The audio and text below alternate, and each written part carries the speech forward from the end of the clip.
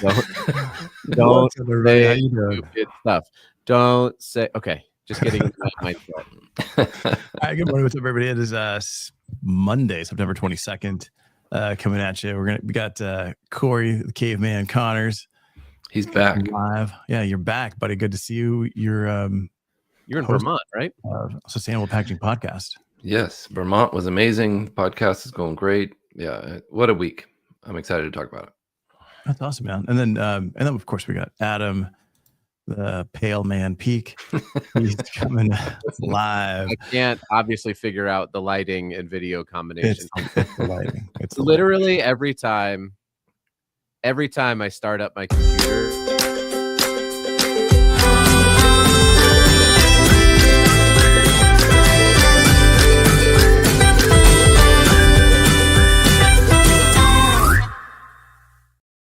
Freaking reset. And I don't know how to fix it. That's good luck. Yeah, it's like an old timey. He's from the 20s.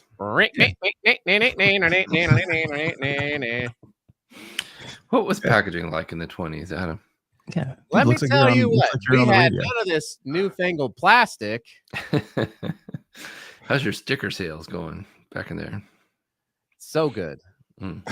Wait, I don't know how to. Where do I go on my thingy here to reset it? Backlit. Wow. Enough. Hello. Enough. Go to normal.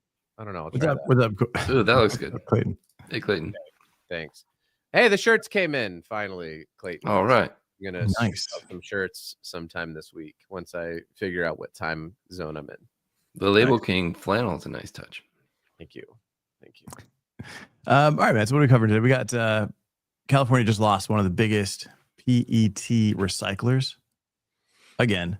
Right? It happens quite a bit now. $100 million facility.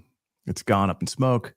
But if you think it doesn't really affect you and your day to day or your packaging sales or anything that you're doing in packaging, it really does.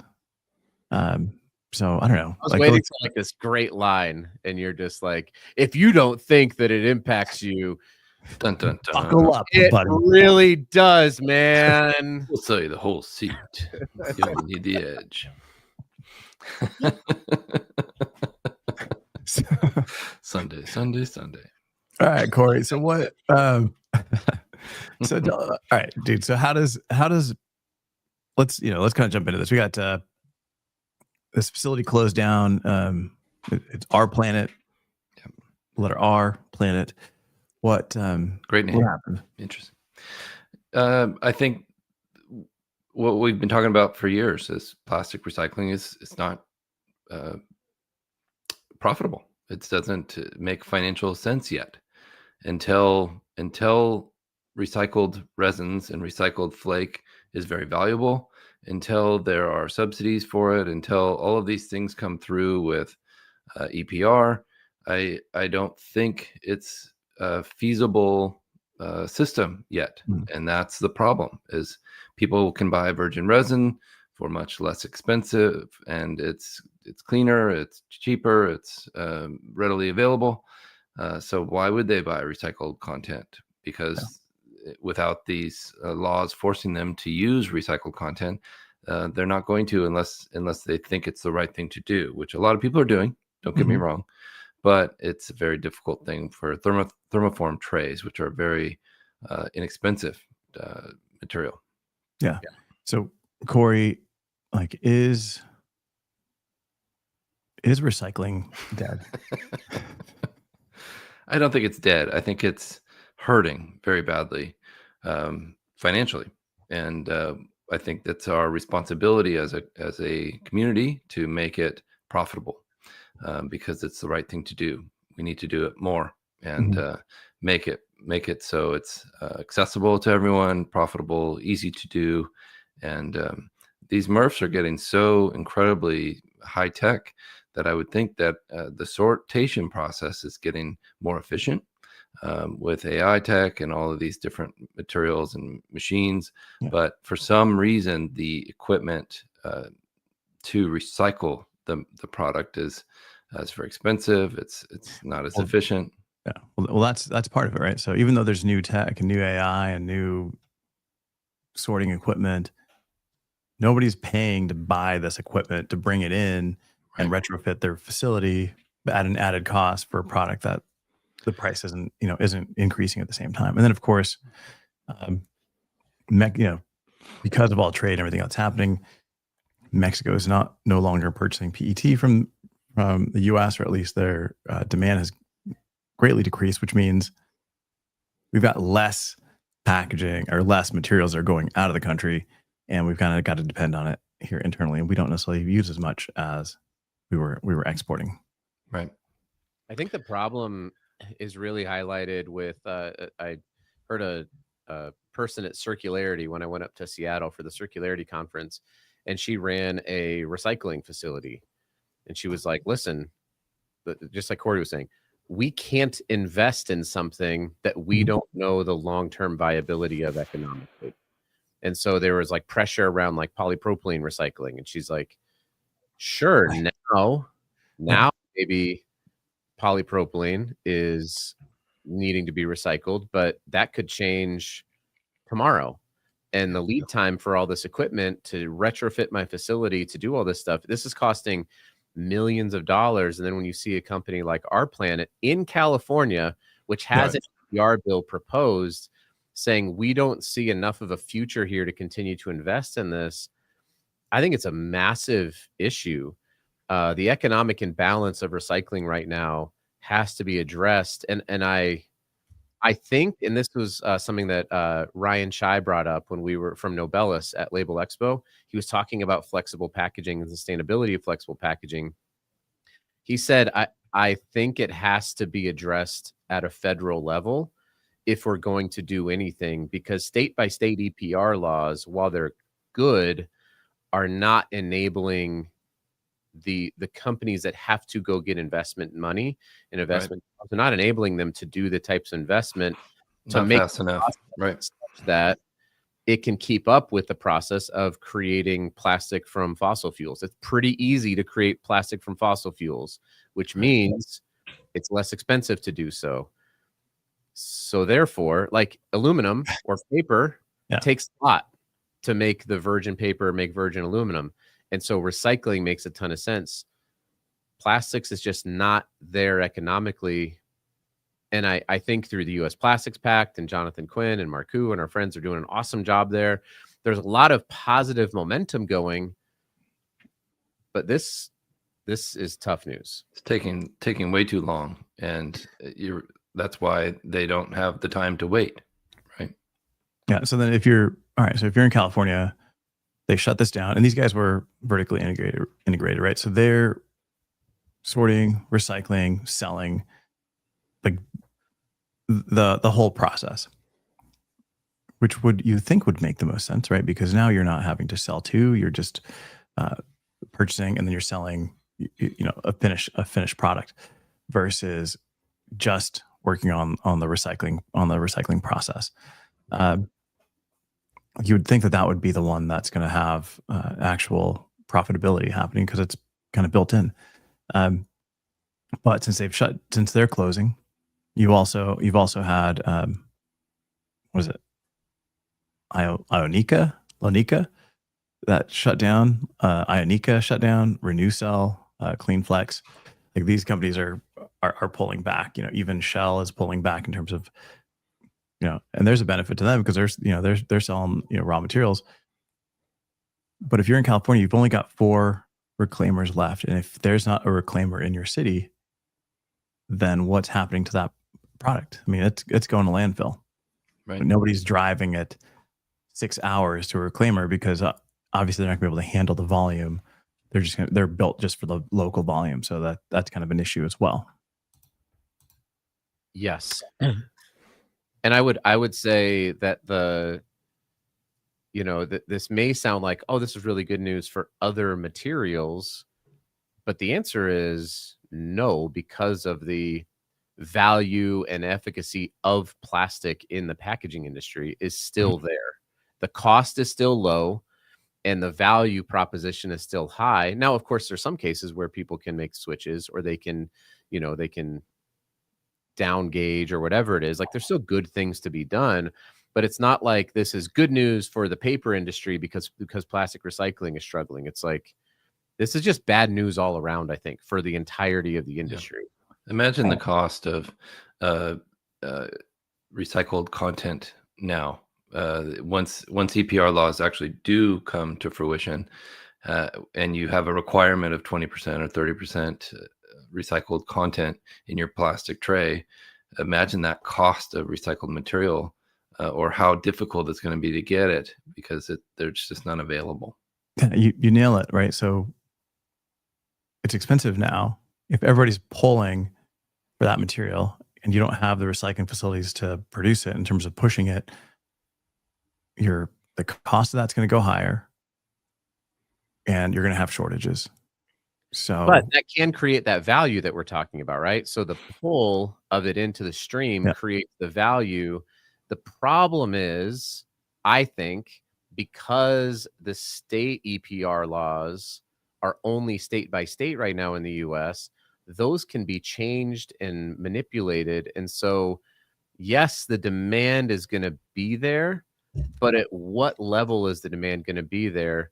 You know, I know that Corey loves Oregon, but the volume of people in Oregon and the suburb of Washington, the volume of people in Oregon and Maine and Colorado might not make it so that this is going to be enough to swing the cost structures so that it can start to make sense.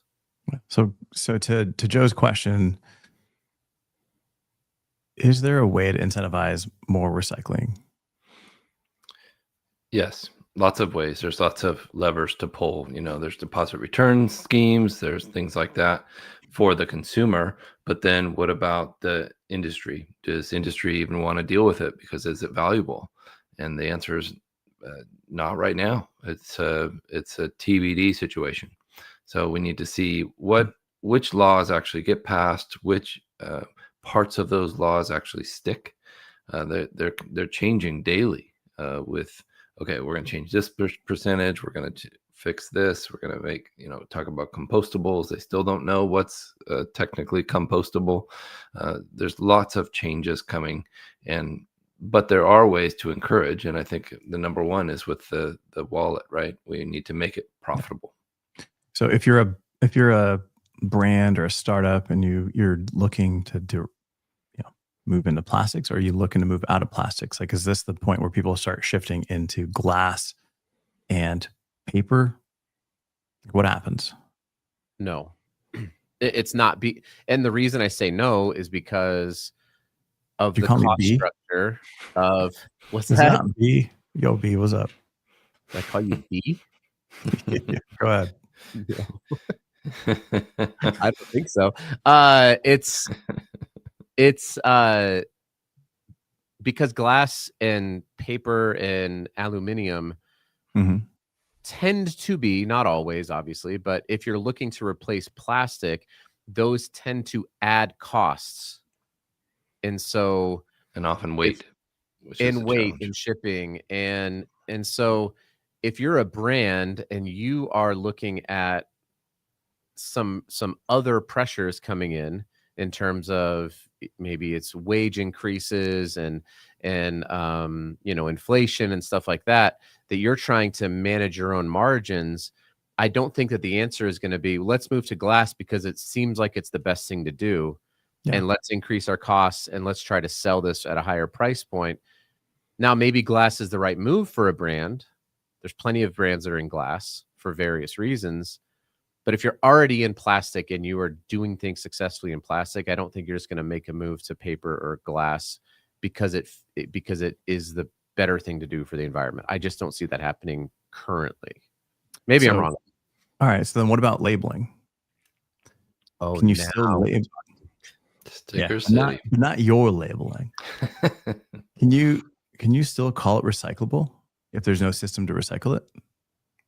That's a great question. You have to call it recyclable, but sorry, there's no system to technically recyclable, right? There's such a gray area there. Yeah. So just looking at a comment here from Jim, almost all companies using PCR are having sourcing. One of them, the largest extruders in the U.S. So you've got your own supply chain. This is super long, but yeah, what's the future going to look like when all the brands start looking for the same materials? And I think that's the challenge that people have to start addressing now before more of these companies shut down, because you're going to have a shutdown, and you're going to have this big demand to draw, and we're going to have to import. Right. Right. Import recycled content. Right. Yeah. Which is not the sustainable choice. Right. Or just pay the fine. Yeah. Or just pay the fine. But, but again, we have the means to do this, but we're just not supporting it at the moment. When we're going to need it, we're going to have to import. And to import something that we have is, like Corey said, it's stupid.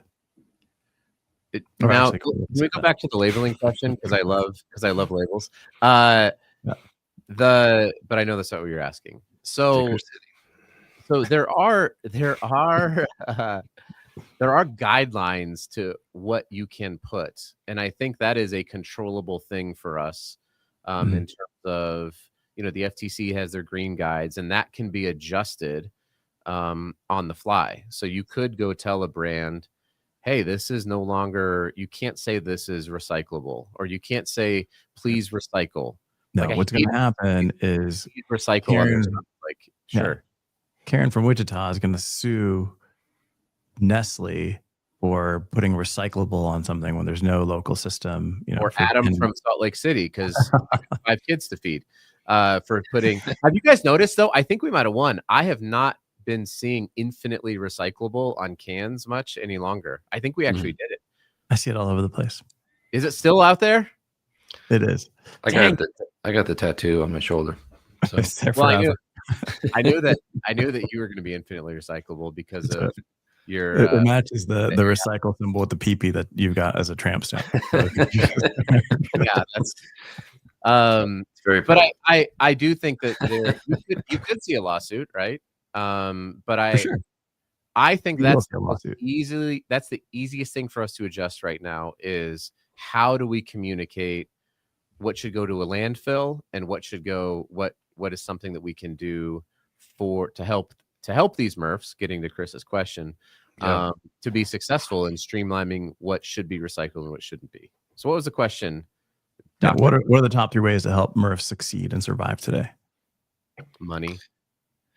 Automation, AI, sortation, equipment, and helping upstream with them, providing them through consumer education as to what is actually recyclable, what should go in the blue bin. And that's going to happen that's supposed to happen with EPR, is there's supposed to be funding for consumer education. Which I think is a really, to Chris's point, how can we help them? We stop sending them stuff that they can't recycle, like soft films and things like that. A lot of these MRFs can't sort those through the system. But even if we stopped sending all of that material and we only sent PET, and everybody was doing a bang up job of separating and sending just PET to these recycling centers, it's still more expensive than the virgin. Right. There's still no end market, right? That's the challenge. I think that the a cleaned, clear PET is pretty close. And I know, Avelio, that your dog agrees with me, because whenever I've met your puppy, I totally agree. And your dog can talk, which is awesome. But yeah, I mean, I do think that there are some plastic materials that if we could sort them and have them properly cleaned, and maybe even using industrial clear PET waste, that does have value. That has a pretty comparable price point, at least the last time I looked, which was honestly maybe a year ago. There are certain materials, but the problem is you can't just educate 300 million people to only put that thing in. I mean, that's never going to happen. People put car transmissions in the recycle bin. Literally, it's nuts. Education only goes so far. We can't rely on educating the entire population of the United States to fix recycling, because that's a losing battle, in my opinion. We can do our best. Obviously, it's not a priority to outside of this group, outside of us. Yeah. Let me lean in here. Yeah. Outside of this group, it's not really a priority. Most people have other things to worry about. They've got cost of food going up. They've got cost of energy going up. Thanks to AI, they've got all sorts of things that are changing. Where they put their trash, not top priority. Yeah. Unfortunately. But that's where the AI sorting and stuff like that could come into place, where it's like, just put everything into one bin and then let us figure it out would be incredible. That would be the simplest thing. Or like Alan says, just arbitrarily price fix and break the law and make virgin plastic and no longer subject to the whims of capitalistic demand. But I don't think that that's going to happen either, right? Like, I don't think we can just say, like, let's set a minimum price for plastic. Well, but EPR will affect that with all right, absolutely. But gas prices are going up, right? So obviously, raw materials are going up. Like, at what point does a barrel of oil have to be that will kind of offset that cost? No idea. Corey, I know you're not this. Well, Vilio. Actually, I don't know that, but I don't. My understanding of plastics industry is that they are hedging their bets with plastic material, with meaning the oil industry is seeing that as a future source of income growth as electric vehicles take off. So I don't think they have encouragement to decline. Hey, Jared. Yeah, that's a whole other conversation. But if you want to get an electric car, by the way, you have approximately 8 days to take advantage of the government subsidies before those expire. I will be shocked in the future to see if electric vehicles. Oh, I see what you did there. Shocked. Overtake electric. Overtake compostable engines. That would be the answer, right? If we could just take our plastic and dump it into our car, and then I would just Avelio's friends doing that. It's pretty awesome. Jim's asking, what percentage of the cost will consumers actually accept of sustainable packaging in the end? Will technology meet the challenge? What do they say they're going to take? What will we force them to take? I mean, if I'm going to buy a dozen eggs and eggs are $7 because they're all $7, and I can either choose between the PET case or the molded fiber case, and the molded fiber case for whatever reason is $8, I'm probably just gonna spend $7. As prices go up at some point, most people will do that because you need a sustainable home, and sustainable by being able to afford living. Yeah. Well, look at Costco. I mean, follow our friend Hugh Curtis's example and go to Costco and look around at everything is packaged for the most part in plastic, and Costco's doing great. It's not like people are not only are they in plastic.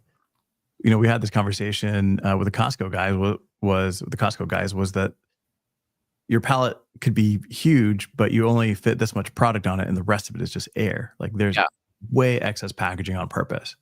Right. And so people are, and I'm not saying that Costco is unsustainable. I'm just saying that, like, that is where I care about recycling. I care about packaging. I talk about it all the time. And I go to Costco probably every week. We have 8 people that live in my house. It's the most cost-effective way for us to feed 8 human beings in a house. Tends to be Costco, Sam's Club. If I went to Whole Foods and Natural Grocers for that, we would need more sponsors. For me to afford, Adam. If you would like to sponsor the package, I don't know. It's the reality of it, right? Dude, I had my mind blown this weekend because of Costco. I didn't go there, but my kids were making a sandwich. And they're like, we hate this bread. And I bought this over at my Kroger, and I buy the same bread at Costco. We just run out. I'm like, dude, it's the same bread as Costco. They're like, no, Costco slices are thinner. Hmm.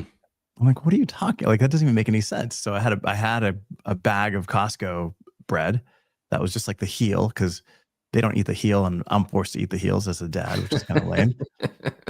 And I opened Part them of up. our job. Dude, it's part of our job. The Costco bag and the Kroger bag hold the exact same weight of bread, but the Costco bag has like 26 slices and the Kroger one had like 16, Wow. which was I had no idea. insane. So you feel like you're Kroger getting is more. more It's gluten actually- in your diet. Dude, for sure. But it was like, I think like each slice was either 120 calories from Kroger or 100 calories from Costco because of the size difference. That's That's my new it's- diet plan. No, for sure. But it's just like, again, you think you're getting more. It's like, no, you're getting the same crap. They've just diced it up differently. So you But feel you like are you're getting more though. I mean, if you have 2 loaves of bread, you have 52 slices versus 32.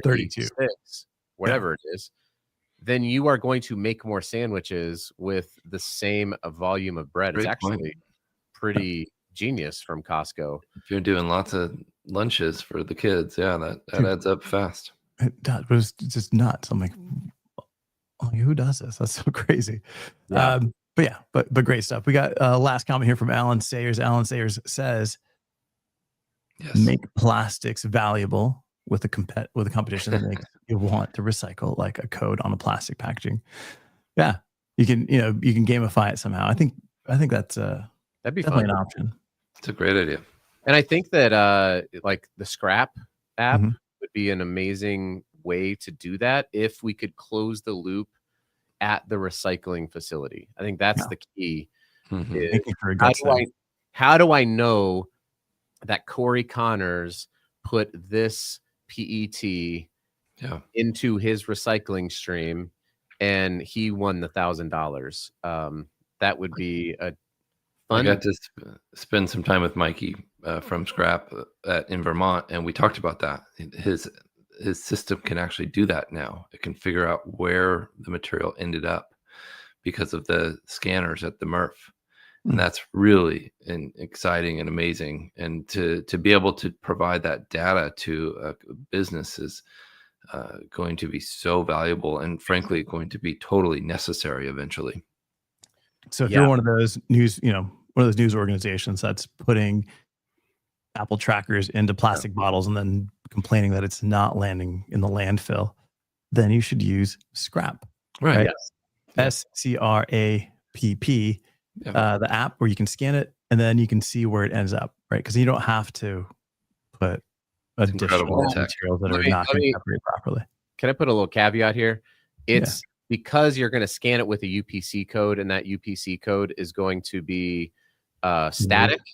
It's not going to say, did you as an individual recycle this exact piece of plastic or this exact can and it made it to the recycler.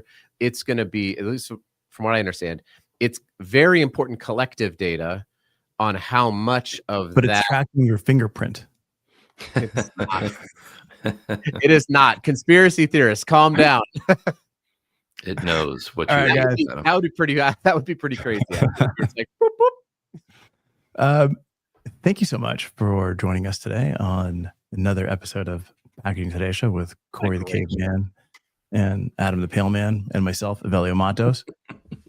Do us a favor, go follow, subscribe, do all that good stuff, and catch us on Wednesday where we're going to do Can We Solve It? Where you ask us questions, and if we can't answer it, you want a shirt, do us a favor, keep commenting on here. We'll keep checking it out. We'll keep answering any questions you've got, and share this with a friend.